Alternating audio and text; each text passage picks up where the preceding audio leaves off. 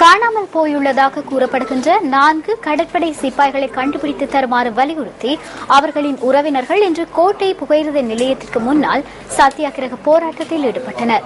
2011ஆம் ஆண்டு மார்ச் மாதம் 29ஆம் தேதியிலிருந்து குறித்த கடற்படை சிப்பாய்கள் காணாமல் போயுள்ளனர்.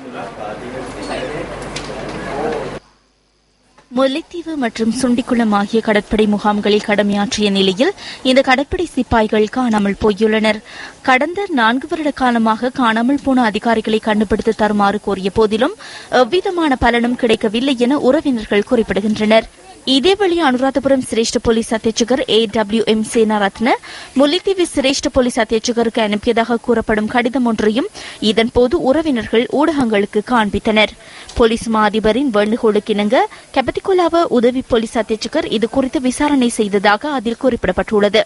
இதன்போது கடற்படை சிப்பாய்கள் வெட்டி கொலை செய்யப்பட்டுள்ளதாக தகவல் கிடைத்துள்ளதாகவும் அதனை உறுதிப்படுத்துவதற்கு எவ்விதமான சாட்சியங்களும் காணப்படாத நிலையில் மேலதிக விசாரணைகளை முன்னெடுக்குமாறு அந்த கடிதத்தில் குறிப்பிடப்பட்டுள்ளது.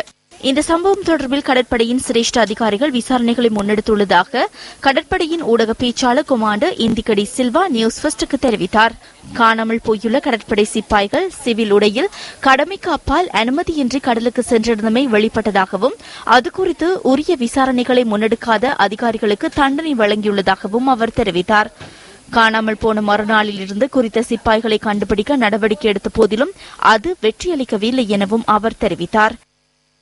இதேவேளை சத்தியாகிரக போராட்டத்தில் ஈடுபட்ட உறவினர்கள் ஜனாதிபதி செயலகத்திற்கு சென்று சிரேஷ்ட உதவி செயலாளரை சந்தித்து காணாமல் போயுள்ள கடற்படை சிப்பாய்கள் தொடர்பில் போலீஸ் விசாரணை முன்னெடுக்குமாறு எழுத்துமூல வேண்டுகோள் விடுத்துள்ளனர்.